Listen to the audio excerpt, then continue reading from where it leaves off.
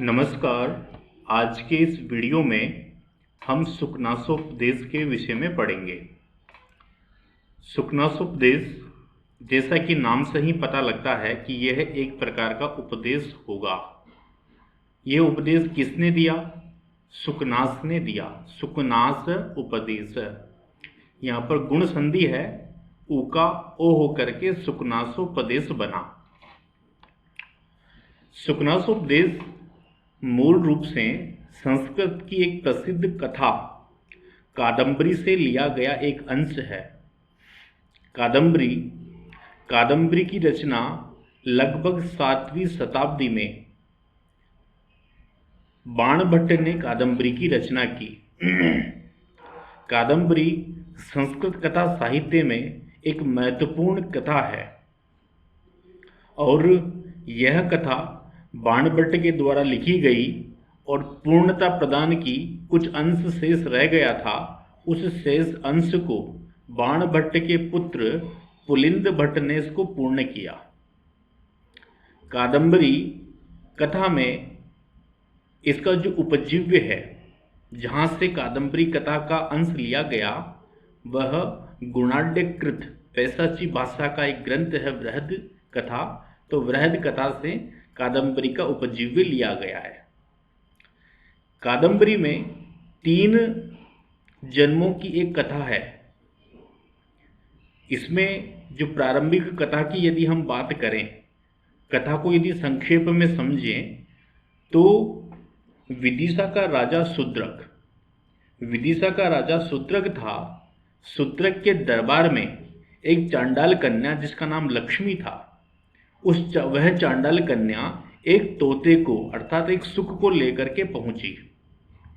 जब सुख को लेकर के राज दरबार में वह कन्या पहुंचती है तो राज दरबार में उपस्थित सभी राज दरबारियों ने, मंत्रियों ने उस लड़की से पूछा, उस चांडाल कन्या से पूछा कि इस सुख की अर्थात इस तोते की क्या विशेषता है।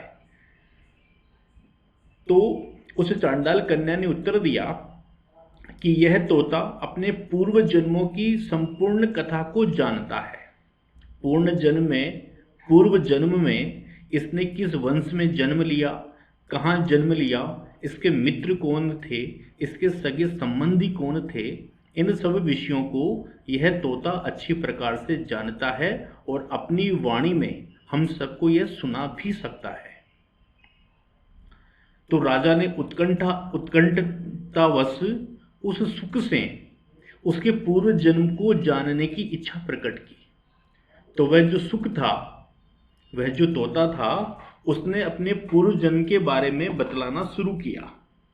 तो वह कहता है कि विंध्याटवी में एक सालमली नामक वृक्ष था। वह जो सालमली नामक वृक्ष था, उस वृक्ष पर मैं अपने पिता के साथ में प्रेम से रहता था। मेरे जन्म के समय मेरी माता की मृत्यु हो गई थी और पिता ने ही मुझे पाल पोस के बड़ा किया। अभी मैं कुछ छोटा ही था, अच्छे से मैं उड़ने नहीं लगा था। तो एक दिन क्या होता है कि हमारे वहाँ पर जंगल में एक शिकारी आया और शिकारी उस पेड़ पर चढ़ करके सभी जो कोटर थे, जो तोतों के रहने के निवास स्थान थे, उनमें हाथ डाल करके सभी पक्षियों को मार करके वो नीचे गिराने लगा। जैसे वो हमारे क्वार्टर में आया तो मैं पिता के पंखों में छुप गया, क्योंकि मैं बहुत छोटा था। उसने मुझ पर ध्यान नहीं दिया और उसने मेरे पिता को भी नीचे गिरा दिया। मेरे पिता इतनी ऊपर से गिरने की वजह से खत्म हो गए और मैं वहीं घायल अवस्था में पास का एक जो वृक्ष था, तमाल वृक्ष, उस तमाल वृक्ष की जड़ में या जड़ के पास में मैं पहुंच गया। शिकारी सभी मरे हुए पक्षियों को लेकर के चला गया। उसके बाद में मैं भूख से व्याकुल था, प्यास से परेशान था। उसी समय जाबाली ऋषि के शिष्य हारित वहां पर पहुंचे और हारित ने मुझे उस अवस्था में देख करके मुझ पर दया की, मुझे पानी पिला करके ऋषि आश्रम में लेकर के आ गए। जब मैं ऋषि आश्रम पहुंचा तो जाबाली ऋषि अपने विद्यार्थियों को पढ़ा रहे थे। उस समय उन शिष्यों ने जाबाली ऋषि से उत्कंठा व्यक्त की, जिज्ञासा व्यक्त की कि यह सुक पूर्व जन्म में कौन था। हम इस सुक अर्थात इस तोते के विषय में जानना चाहते हैं। तो जब सभी विद्यार्थी गुरुजी अर्थात जाबाली जी से ये निवेदन करने लगे कि हमें आप इनके पूर्व जन्म के विषय में बतलाइए, तो वह जाबाली ऋषि सुक के अर्थात तोता स्वयं कहता है कि मेरे पूर्व जन्म के बारे में उन्होंने मुझे बतलाना शुरू किया। उन सभी शिष्यों को सुक के तोते के पूर्व जन्म के बारे में बतलाना शुरू किया। जाबाली ऋषि कहते हैं कि मालवा की राजधानी उज्जैनी, मालवा प्रदेश की राजधानी उज्जैनी थी जो वर्तमान मध्य प्रदेश में है। तो उज्जैनी में एक बहुत ही प्रतापी शासक राजा रहा करते थे जिनका नाम था तारापीड़। तारापीड़ की पत्नी का नाम था विलासवती। तारापीड़ प्रेम पूर्वक पत्नी के साथ में सगे संबंधियों के साथ में उज्जैनी में रहते थे और वहां पर राज्य करते थे, शासन करते थे। सभी प्रजा सुखी थी, चहुं और आनंद का एक वातावरण था, लेकिन उनके कोई संतान कुछ समय तक नहीं थी। ऐसे ही उनका एक मंत्री था जिसका नाम था सुकनास, जिसको हम पढ़ने जा रहे हैं। तो तारापीड़ के मंत्री का नाम था सुकनास और सुकनास की पत्नी का नाम था मनोरमा। उनके भी संतान नहीं थी।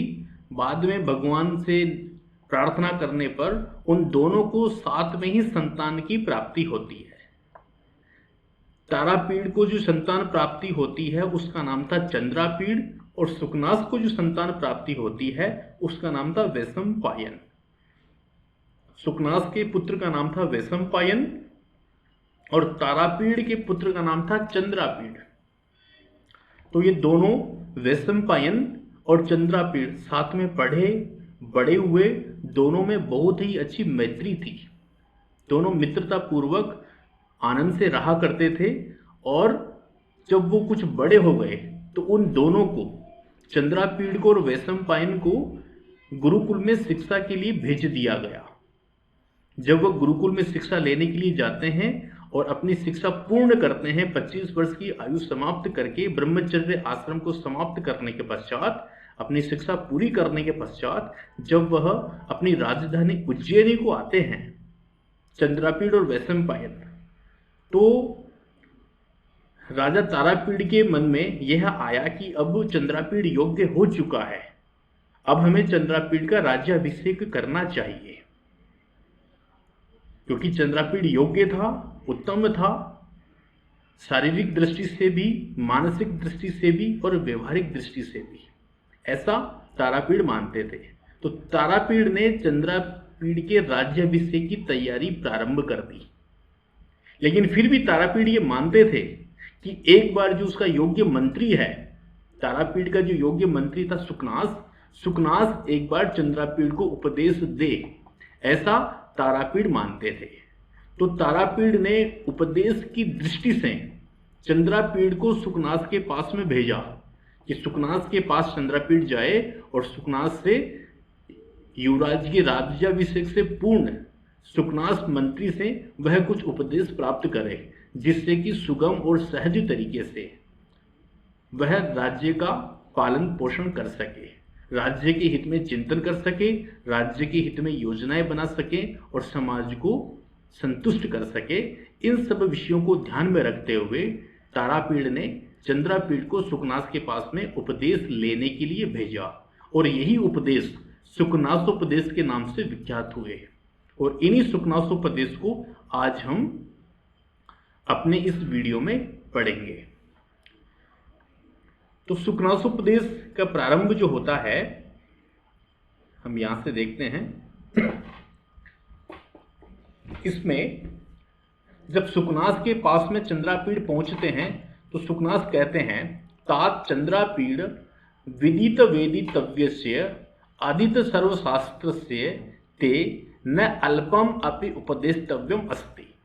हे तात, हे पुत्र चंद्रापीड़, विदित वेदितव्यस्य, तुम जानने योग्य सभी विषयों को, विदित जानते हो, वेदितव्यस्य जानने योग्य सभी विषयों को, विदित तुम जानते हो। क्यों? अधीत सर्वशास्त्रस्य, क्योंकि तुमने सभी शास्त्रों का अध्ययन किया है। तुमने सभी शास्त्रों को पढ़ा है, सभी शास्त्रों को तुमने अध्ययन किया है। तो अध्ययन के लिए अधीत सर्वशास्त्र से, सभी शास्त्रों में हमारे यहाँ पर त्रयी यानी तीनों वेद, ऋग्वेद, यजुर्वेद और सामवेद, वार्ता अर्थात कृषि शास्त्र, वाणिज्य शास्त्र, व्यवहारिक कलाएं, दंड नीति, राजनीति शास्त्र, शासन व्यवस्था, न्याय विधान, इन सब को हमारे यहाँ पर कलाएं, शिक्षाएं माना करते थे। तो संपूर्ण शिक्षाएं तुमने प्राप्त की है। ते न अल्पम अपि, थोड़ी सी भी उपदेष्टव्यम अस्ति, थोड़ी सी भी शिक्षाएं तुम्हें उपदेश देने योग्य नहीं है। थोड़ी सा भी शिक्षा मैं तुम्हें दूं ऐसा नहीं है, क्योंकि तुमने सभी शास्त्रों को पढ़ा है और जानने वाले सभी विषयों को तुमने जाना है। इसलिए बहुत अधिक शिक्षा देना तुम्हें शेष नहीं है। केवलंच, लेकिन थोड़ा सा, निसर्गतः, निसर्गतः अर्थात स्वभाव से ही, एवं अभानुभेद्यम, अरत्नालोकच्छेद्यम, अप्रदीप प्रभापनेयम अति गहनम तमो यौवन प्रभवम। वो कहते हैं तमः, तमः अर्थात अंधकार। और कौन सा अंधकार? यौवन प्रभवम। यौवन प्रभवम अर्थात युवावस्था से उत्पन्न होने वाला अंधकार। कैसा होता है? अभानुभेद्यम। देखिए, अंधकार जब होता है तो अंधकार को दूर करने के कुछ उपाय हमारे पास में होते हैं। या तो सूर्य उस अंधकार को दूर कर दे, रात्रि है तो हम दीपक जला लें, या कोई मणि या इस प्रकार का विशेष रत्न है तो उस रत्न के प्रकाश से भी उस अंधकार को दूर किया जा सकता है। तो अंधकार को, प्राय जो सामान्य अंधकार है, उस अंधकार को दूर करने के बहुत सारे तरीके हमारे पास में हैं। लेकिन जो यौवन से उत्पन्न अंधकार है, अज्ञान है, जब व्यक्ति किंग कर्तव्य विमूढ़ हो जाता है, उसका निर्णय लेने की उसकी क्षमता नहीं होती, जो यौवन से उत्पन्न अंधकार है वह कैसा होता है? अभानुभेद्यम अर्थात सूर्य द्वारा विनिष्ट नहीं कर सकने वाला। सूर्य भी उस अंधकार को नष्ट नहीं कर सकता। और क्या कहा? अप्रदीप प्रभापनेयम, यहां कहा अप्रदीप प्रभापनेयम, इससे पहले अरत्नालोकच्छेद्यम। जो मणियों की कांति है, मणियों की कांति से भी उस अंधकार को दूर नहीं किया जा सकता। जो डायमंड्स हैं, जो रत्न हैं, रत्नों की कांति भी उस अंधकार को दूर नहीं कर सकती। और अप्रदीप प्रभापनेयम, जो दीपक है, दीपक भी अपने प्रकाश से उस अंधकार को नहीं मिटा सकता। इस प्रकार का यौवन से उत्पन्न अंधकार होता है। दूसरा कहते हैं लक्ष्मी मदः, जो लक्ष्मी अर्थात जो धन है उसका मद, उसका अहंकार, वह कैसा होता है? तो जो संपत्ति से उत्पन्न होने वाला अहंकार है अर्थात जो गर्व है, वह कैसा होता है? उसके विषय में बतलाते हैं कि वह कैसा है? अपरिणामोपसमो दारुणो, अपरिणामोपसमः, कि वह ऐसा होता है कि अंतिम अवस्था में भी अर्थात वृद्धावस्था में भी अपरिणामोपसमः, उपसमय अर्थात नष्ट नहीं होने वाला, शांत नहीं होने वाला, ऐसा वह दारुण है अर्थात भयंकर।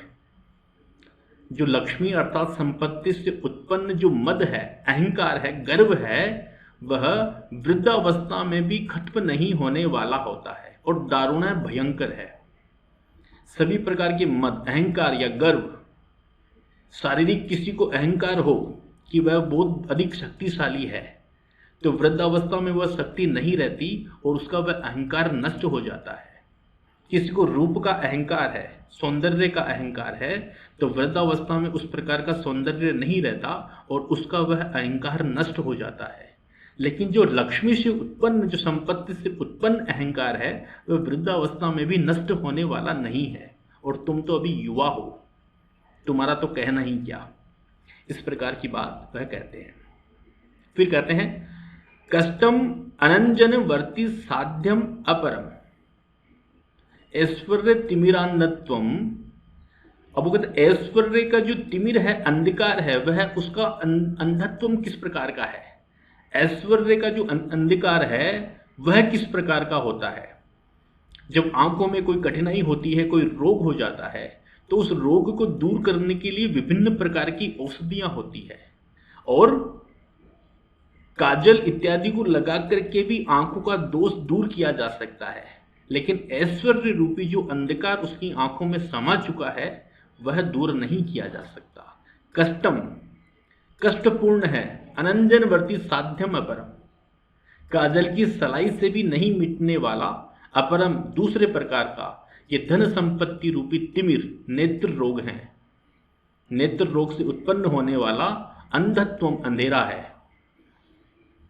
फिर कहते हैं अशिशिरोपचार हार्योति तीव्र, अर्थात अशिशिरोपचार हार्य है।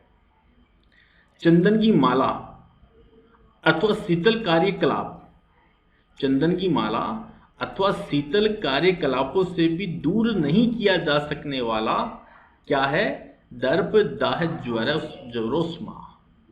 दर्प यानी संपत्ति के रूप से या संपत्ति के गर्व से जो संपत्ति के लक्ष्मी के गर्व रूपी तेज बुखार की जो उष्णता है, दाह ज्वर, दर्प, संपत्ति के दर्प से जो उत्पन्न उष्मा है वह उष्मा अशिष्टोपचार हार्य है, अति तीव्र है। क्या कहा, जैसे किसी का शरीर गर्म है, कोई बुखार में लिप्त है, तो उसको शीतल चंदन की माला पहनाते हैं। तो शीतल चंदन की माला पहनाने से उसके शरीर की उष्मा कम होती है, अथवा ललाट पर पानी की पट्टी करने से भी उसकी शरीर की जो उष्मा है वो कम होती है और उसको शांति प्राप्त होती है। लेकिन संपत्ति से उत्पन्न जो उष्मा है वह इन क्रियाकलापों से भी दूर होने वाली नहीं है। संपत्ति की जो उष्मा है, गर्व से जो उष्मा ऐश्वर्य रूपी कारण से जो उष्मा उत्पन्न हुई है, वह उष्मा चंदन से भी दूर नहीं हो सकती, वह गर्मी चंदन से भी दूर नहीं हो सकती और अन्य शीतल क्रियाकलापों से भी वह दूर नहीं हो सकती। फिर कहते हैं सततम अमूल मंत्र सम्य विषमो विषय विषास्वाद मोह। इन्होंने बड़ी उत्तम बात कही। क्या कहा, सततम यानी हमेशा, निरंतर, अमूल मंत्र सम्य, अमूल मंत्र सम्य औषधि मूल तथा विष विनाशक मंत्रों से, औषधि मूल तथा विष विनाशक मंत्रों से सततम हमेशा, अमूल मंत्र सम्य, विषमो विषय विष आस्वाद मोह है। विषय का जिसने आस्वाद किया है, विषय के आस्वाद से, विषय रूपी विष के आस्वाद से जो मोह उत्पन्न हुआ है वह विष अमूल मंत्र सम्य, वह कैसा है, अमूल मंत्र सम्य है, औषधि मूल अथवा मंत्रों से भी नष्ट होने वाला नहीं है। इसको इस प्रकार समझें, विषय वासना रूपी जिसको मोह हो गया है, तो वह जो मोह है, वह जो विष है, किसी ने विष खा लिया या किसी को किसी विषैले जानवर ने काट लिया, तो उसका उपचार संभव है। कैसे संभव है, कुछ औषधि दे करके, कुछ विष विनाशक मंत्रों का उच्चारण करके उसका उपचार किया जा सकता है। जिसको विष ने प्राप्त कर लिया है, जहर जिसके शरीर में प्रवेश कर गया है, उसका उपचार साध्य है, उसका उपचार हो सकता है। लेकिन विषय रूपी विष को जिसने चख लिया है या उस विष में वो फंस गया है, उसका उपचार संभव नहीं है। विषय रूपी जहर के उपभोग से उत्पन्न जो जड़ता है उसका उपचार नहीं है। फिर कहते हैं नित्यम स्नान स्नान सोच बाध्य बलवान रागम रागम अलावलेपा। इन्होंने कहा कि विषयों की आसक्ति रूपी कीचड़ का लेपन, रागम, राग मल, मल यानी कीचड़, राग यानी विषयों के जो कीचड़ हैं उस कीचड़ का जिसने अवलेप कर लिया है, लेपन कर लिया है। तो विषयों के कीचड़ का लेपन, विषयों की आसक्ति रूपी कीचड़ का लेपन कैसा है? नित्यम स्नान सोच बाध्य, अर्थात स्नान और शुद्धि से भी हटने वाला नहीं है। स्नान और सोच यदि हम पवित्रता धारण कर लें तो भी विषयों का जो कीचड़ कोई व्यक्ति अपने ऊपर पहन ले तो वह हटने वाला नहीं है, वह बलवान है। तो विषय वासनाएं कितनी गंभीर हो सकती है और कितनी प्रभावी हो सकती है उसको बतलाने का प्रयास किया। फिर कहते हैं अजस्रम अक्षिपाव सान प्रबोध घोराच राज्य सुख सन्निपात निद्रा भवति इत्येत विस्तृण अभिधीयते। कहते हैं अजस्र, अजस्र अर्थात निरंतर, अक्ष पावसान प्रबोधा, रात्रि की समाप्ति पर जागरण या चैतन्य का उदय नहीं होने वाला, घोर यानी भयंकर, राज्य सुख सन्निपात निद्रा, राजा के उपभोग जन्य आनंद के समूह की नींद, राज्य सुख सन्निपात निद्रा, राज्य के सुख रूपी जो निद्रा है वह निद्रा कैसी है? रात्रि के समाप्त होने पर भी उससे जागरण संभव नहीं है। जब निद्रा आती है रात्रि को, जब व्यक्ति थका होता है तो प्रातःकाल जब होता है तो उसकी निद्रा अपने आप खत्म हो जाती है और चैतन्य अवस्था में आकर के वह अपने कर्तव्य कर्म में निरत हो जाता है, लग जाता है। लेकिन राज्य सुख में जो व्यक्ति है, राज्य सुख रूपी जो निद्रा है, वह निद्रा रात्रि के अवसान होने पर भी, रात्रि के खत्म हो जाने पर भी वह निद्रा उसकी खत्म नहीं होती। राज्य की उपभोग जन्य जो आनंद की जो निद्रा है वह निद्रा उस व्यक्ति को, जब व्यक्ति उसमें लिप्त हो जाता है तो वह उस निद्रा से बाहर नहीं आ पाता। कहते हैं विस्तरेण इत्यतः विस्तरेण, विस्तार से, और क्या कहें? अभिधि से, विस्तरेण अभिधीय से, इन सब विषयों को विस्तार से अभिधीयते कहे जा रहे हो। अब इन विषयों को विस्तार से कहेंगे। तो वो कहते हैं कि बाल्यावस्था से ऐश्वर्यशाली होना, अभिनव यौवनत्वम, नूतन तारुण्य से युक्त होना, और अप्रतीप रूपत्वम, अलौकिक सौंदर्य का होना, और अमानुष शक्तित्वम, लोकोत्तर सामर्थ्य का होना, ये तीनों ही अनर्थ की परंपराएं हैं। ये सभी एक जगह मिल जाए तो कहना ही क्या। व्यक्ति बाल्यावस्था से ऐश्वर्यशाली हो, धन संपत्ति से समृद्ध हो, और अभिनव तरुणता हो, युवावस्था में हो, और युवावस्था में भी होने के पश्चात उसका रूप सौंदर्य बहुत बड़ा हो, सौंदर्य हो, रूपवान हो, शक्तिमान हो, और उसमें भी अलौकिक ताकत का होना, शक्तिशाली होना, सुंदर भी हो, शक्तिशाली भी हो, धन संपत्ति से भी युक्त हो, राज्य का ऐश्वर्य भी मिले। तो ये सारी अनर्थ की परंपराएं हैं। इनमें से एक भी किसी व्यक्ति को उसके कर्तव्य मार्ग से विचलित कर सकती है। लेकिन ये सभी वस्तुएं, ये सभी संस्कार यदि एकत्र मिल जाएं, बाल्यावस्था से धन संपत्ति से युक्त भी होना, युवावस्था को भी प्राप्त करना, युवावस्था में होकर के सौंदर्य से भी युक्त होना, और उसमें भी महती ताकत से युक्त होना, शक्तिशाली होना, ये सारे गुण यदि एक स्थान पर मिल जाएं तो व्यक्ति अपने मार्ग से विचलित हो सकता है, इसमें शंका नहीं है।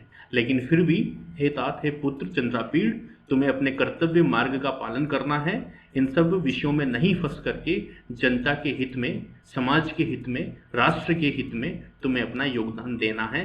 इस प्रकार का उपदेश चंद्रापीड़ के पुत्र चंद्रापीड़ को सुकनास देते हैं। जो तारापीठ के मंत्री हैं सुकनाथ चंद्रापीठ को इस प्रकार की उपदेश देते हैं। आप इस वीडियो को गंभीरता से समझें।